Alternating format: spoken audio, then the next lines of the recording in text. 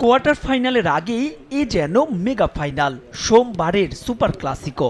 ডুসেলডর্ফের 90 কিংবা অতিরিক্ত সময় কতটা দীর্ঘ সে যাই হোক, যদি ফুটবলের সুধা পানি উন্মুখ থাকে আপনার হৃদ মাছার এ ম্যাচ, তবে আপনার জন্যই পারফেক্ট।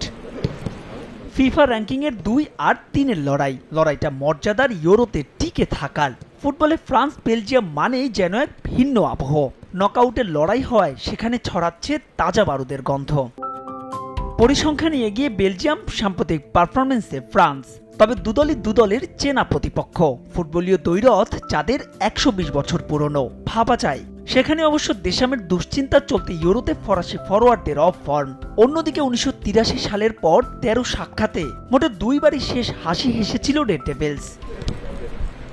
ফরাসি স্কোয়াডে নেই কোনো সাসপেনশন কিংবা ইনজুরির থাবা। তবে অফ ফর্মে শুরুর একাদশ থেকে বাদ পড়তে পারেন ব্র্যাডলি বারকোলা, ফিরতে পারেন গ্রিজম্যান, মার্কাস থুরাম। দিদিয়ের দেশামের সম্ভাব্য ফরমেশন 4-3-3। আমরা এখানে ইউরো জিততে এসেছি, জানি কোনো প্রতিপক্ষই সহজ নয়, তাই প্রতিপক্ষকে তা নিয়ে ভাবছি না। ফরওয়ার্ড লাইনে সমস্যা নিয়েও দল চিন্তিত নয়। আমরা জানি কখন জ্বলে উঠতে হবে, এর আগেও তা করে দেখিয়েছি।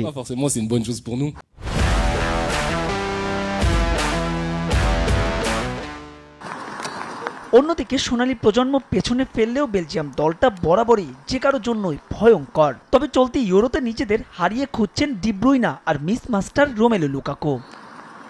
আস্থার প্রতিদান দিতে না পারলেও জেরামি ডোকু থাকছেন শুরুর একাদশেই। নিষেধাজ্ঞা কাটিয়ে ফিরছেন লুকে বাকিও।